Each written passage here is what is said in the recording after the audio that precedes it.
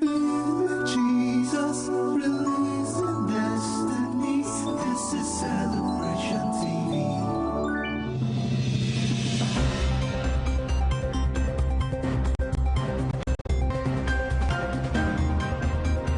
Being amounted to 15.7 trillion naira at the end of December 2018. Senate Democrats have responded by accusing him of committing a gross offense.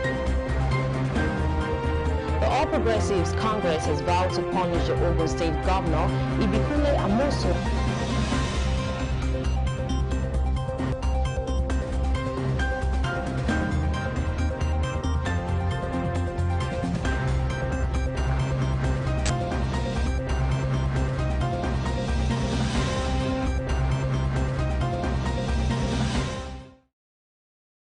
Hello, welcome. This is Celebration TV News Desk, and I am Femi Marks. First, the headlines. From the local news, Omega Power Ministries, September to Remember 2019. Kidnapped Baptist pastor in Nigeria freed after 17 days of torture. And from the foreign scene, Mugabe's burial Zimbabwean government then consults horse his family. On business, Nigeria needs tertiary institutions to solve problems. Oshimbojo. And on sport, broke calf can't pay AFCON winners. Stay with us, we'll give you details after this short break.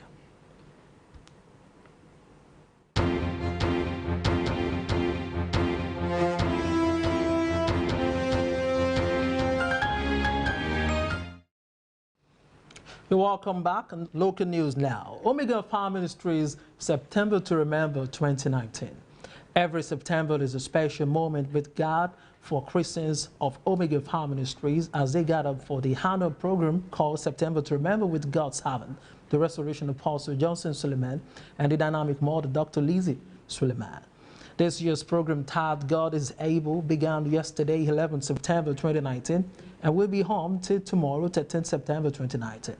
In the opening session yesterday, God's servant began with a powerful word exposition in a message entitled Full but Empty, where he explained the need to serve God out of love and not for what we want, saying that the man is a proof of childishness. He also explained that someone is considered empty when he has connections but still can't get what money cannot buy. In the conclusion of his message, he spoke of his importance of receiving a sure word from God through your prophet, quoting the example of Elisha and the Shunammite woman in 2 Kings chapter 4. Many people have gathered for this program from far and wide as they expect to get a visitation in this year's September to Remember. And then still on local news, Governor Yaya hails presidential tribunal judgment. Governor Inu Yaya of Gombe State has described the judgment of the presidential election petition tribunal as an affirmation of President Muhammadu Buhari's victory at the 2019 elections. This is contained in a statement signed by Mr. Ismaila Musili, the governor's senior special assistant on media and publicity in Gombe, on Thursday. On behalf of all the APC family in Gombe State, I join numerous well-wishers and lovers of democracy in Nigeria and the world over to rejoice with our dear President Muhammadu Buhari. He also congratulated the leadership of the great party for the tribunal judgment. He said it is indeed a victory for democracy and confirmation of the mandate freely given to the president by the overwhelming majority of the populace. He also commended the judiciary for serving justice through transparent justice delivery, which he said would help to deepen judicial process in Nigeria. And still, from the local news, reps wash hands of police recruitment crisis. The House of Representatives has said the tussle between the Police Service Commission and the Nigerian Police Force over the recruitment of 10,000 constables is now beyond its control. The House of Committee on Police Affairs said in Abuja on Wednesday it could not do beyond advising the stakeholders to resolve the crisis. While accusing the PSC and the police of being egocentric, the panel condemned them for delaying the recruitment of new officers despite the security issues in the country. Despite the committee's meeting with the Minister of Police Affairs, Mohammed Dengiyadi, the Inspector General of Police, Mohammed Adamu, and the Chairman Police Service Commission Alhaji Musiliu Smith, the crisis has persisted. The MPF went ahead to release a list of successful candidates, with Smith allegedly shocked by the development. The PSA chair is a former Inspector General of Police. Still from the local news, kidnapped Baptist pastor in Nigeria freed after 70 days of torture. A Baptist pastor kidnapped last month in Nigeria was released over the weekend after his family and Christian leaders paid a ransom. Sources said Muslim family herdsmen in Kaduna State who abducted the Reverend Elisha Nomo on August 14th received 3 million naira, equivalent to $8 million, before freeing him on Saturday, on August 31st. The chairman of the state's chapter of the Christian Association of Nigeria, CARMEL, told Morning Stars News, Pastor Nomo, 60, of the Baptist Church Ungwan Makeri in Kaduna, identified the kidnappers as armed herdsmen. After his release, he received medical treatment for injuries while in captivity. His left hand was broken, and his captors switched on their phone to let his family hear his cry in pain as they beat him, caught and bound him to compel them to pay the ransom, according to Khan. He was left with scars from burns on his head and face. In August alone, more than 40 pastors in Nigeria were either kidnapped or suffered one form of violence from the herdsmen or Boko Haram terrorists, according to figures obtained from Khan. About 20 Muslim Fulani herdsmen kidnapped pastors Nomo, Pastor Nomo and his son, Emmanuel Nomo, after storming their home at about 1 a.m. on August the 14th. They released the pastor's son a few hours later with a demand to raise 20 million naira, equivalent to $55,000 in ransom.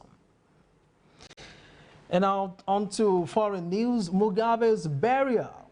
Zimbabwe government didn't consult Halls, says the family. U.S. China trade war. Trump offers to delay tariff hike for 2 weeks. Stay with us. We'll give you details after the short break.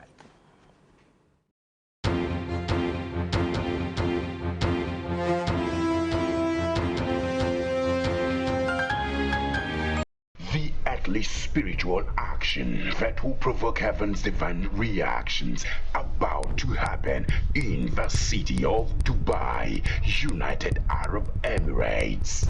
Open Heavens 2019, Apostle Johnson Suleiman, October. Expected.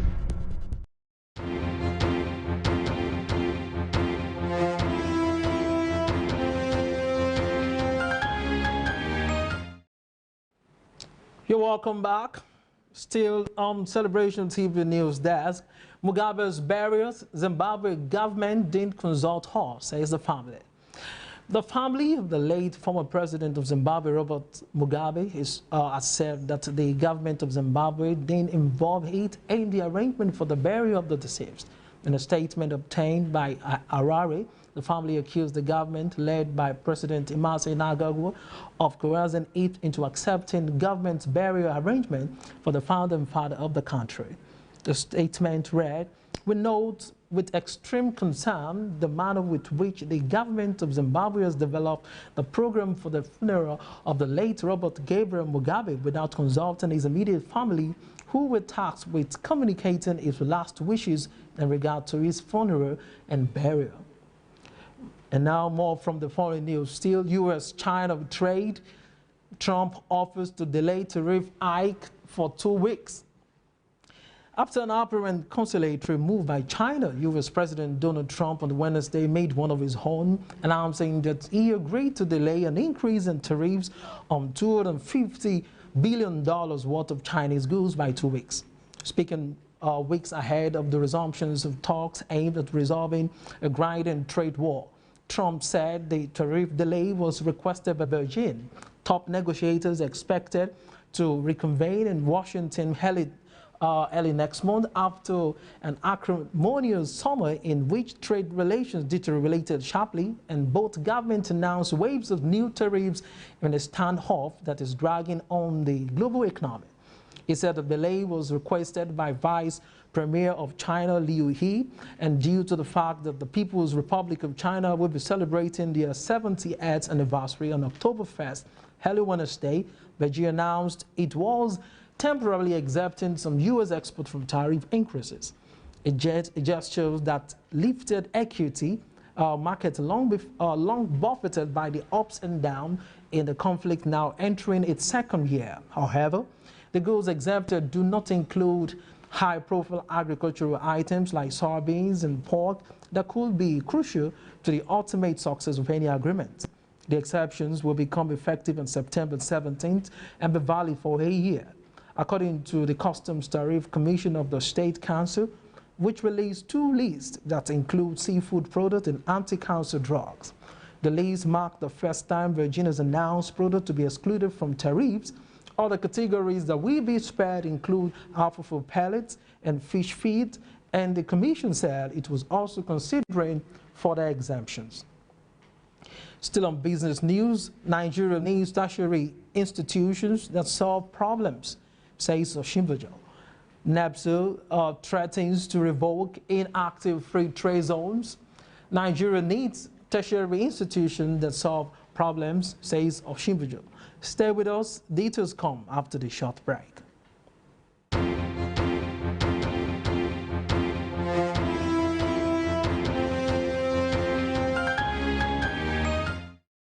At least spiritual action that will provoke heaven's divine reactions about to happen in the city of Dubai, United Arab Emirates.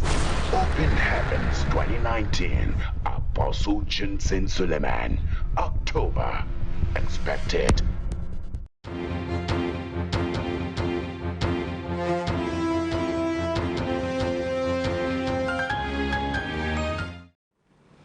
You're welcome back on Business News right now. Nigeria needs tertiary institutions to solve problems, says Osinbajo. Vice President Yemi Osinbajo said that Nigeria needs an institution that will produce cutting-edge artificial intelligence applications for education, business, medicine, security, among others. Osinbajo expressed this view in his keynote address at the first board meeting funding raise dinner in aid of the establishment of Nigeria University of Technology and Management and UTM on Wednesday in Lagos. Osinbajo said that Nigeria must produce world-class economists, managers of commerce in a world increasingly disrupted by technology and innovation. He said the nation must convert its best young minds to creative thinkers, innovators in science and technology, the economy, commerce, and public finance. According to him, Nigeria already has several tertiary institutions of science and technology and management sciences all over the country. But UTM comes with a difference. He said a remarkable thing about the initiative was that the people behind it were all people who had been successful in creating high-quality institutions in all the fields, whether be it in the private or public sector. The Vice President pledged the federal government's commitment to ensuring that the initiative succeeds, as it was not just a project, but a vital national resource. Still on business news, NEPSO threatens to revoke inactive free trade zones. The Nigeria Export Processing Zones Authority has threatened to revoke the license of inactive free trade zone in the country.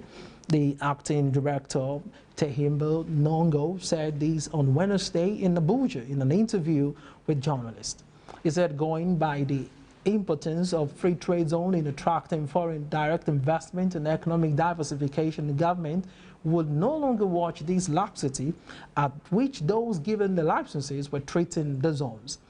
He threatened that any free trade zone in the country that remained inactive within the next 1 year would have its license revoked by the government. There are about 20 inactive free trade zones in the country, according to NEPSO. Some of the inactive free trade zones in the country, according to NEPSO, are Abuja Technology Village Free Zone, Igbo Science and Tech Free Zone located in Akwa Ibom State, Olokala Free Trade Zone in Ondo State, and Ogun State, Living Spring Free Zone in Osun State.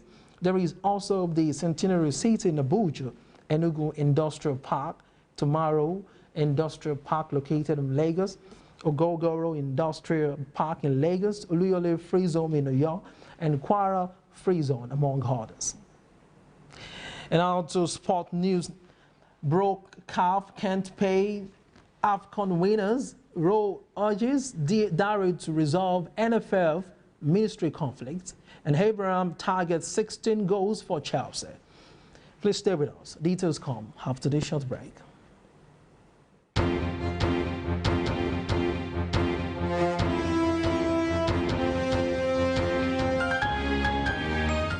The earthly spiritual action that will provoke heaven's divine reactions about to happen in the city of Dubai, United Arab Emirates.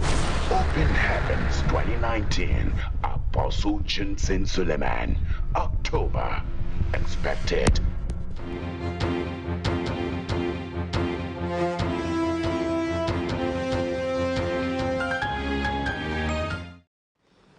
You're welcome back. Sport news now. Broke calf can't pay AFCON winners. The Confederation of African Football's bid to pay the African Cup of Nations winners is seriously threatened by a paucity of funds. Sport Extra has reliably gathered. AFCON winners Algeria finally, Senegal, and third place winners Nigeria are yet to be paid their prize money due to CAF's current financial deficit. The sum of $14.2 million is expected to be shared between the best 8 teams at the 2019 African Cup of Nations. But none of the 8 teams have received their prize money from the Continental football body.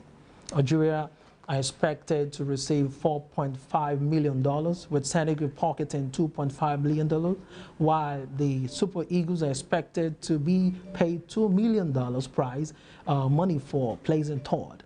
According to extract from the minutes of CAF's Executive Committee meeting in Cairo on Tuesday, the body's present income does not match expenditure and is therefore dipping into its cash reserves to recurrent expenditures.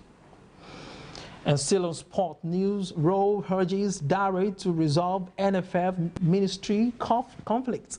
Super Eagles coach Gennett Rowe has called on the Minister of Youth and Sport Development, Sunday Dare, to resolve the imbroglio involving the sports ministry and the Nigerian Football Federation, which has affected the Eagles negatively, Sport Extra reports. Rowe, who has been in the charge of the 3-time champions for 3 years, also hopes Dare will help provide good football pitches across the country.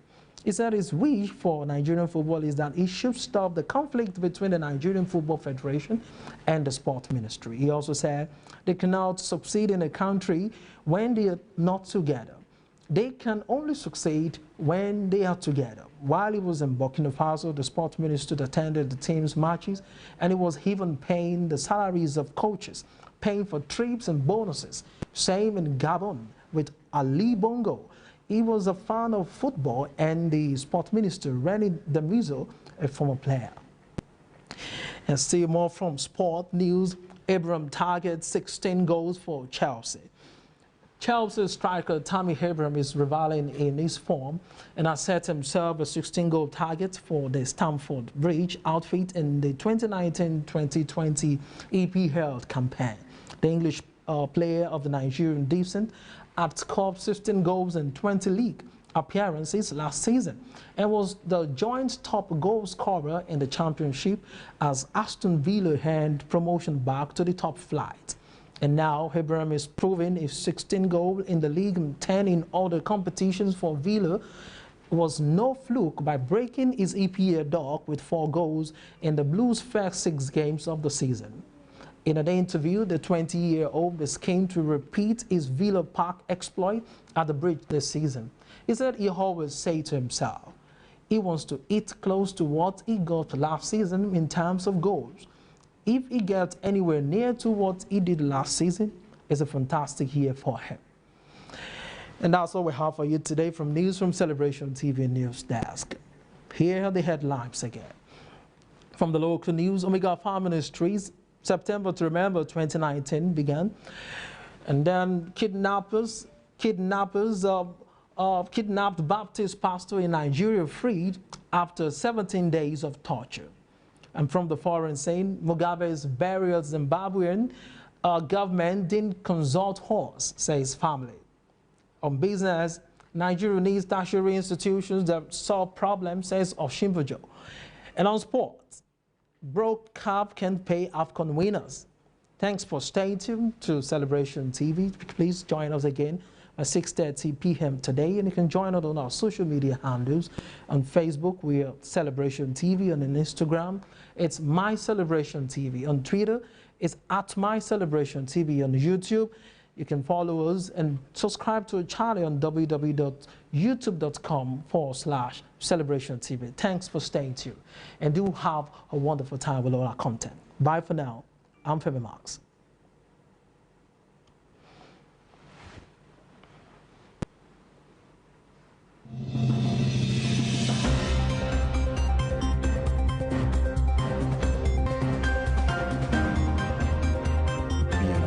To 15.7 trillion naira at the end of December 2019. Senior Democrats have responded by accusing him of committing a gross offense. The All Progressives Congress has vowed to punish the Ogun State Governor, Ibikule Amosu.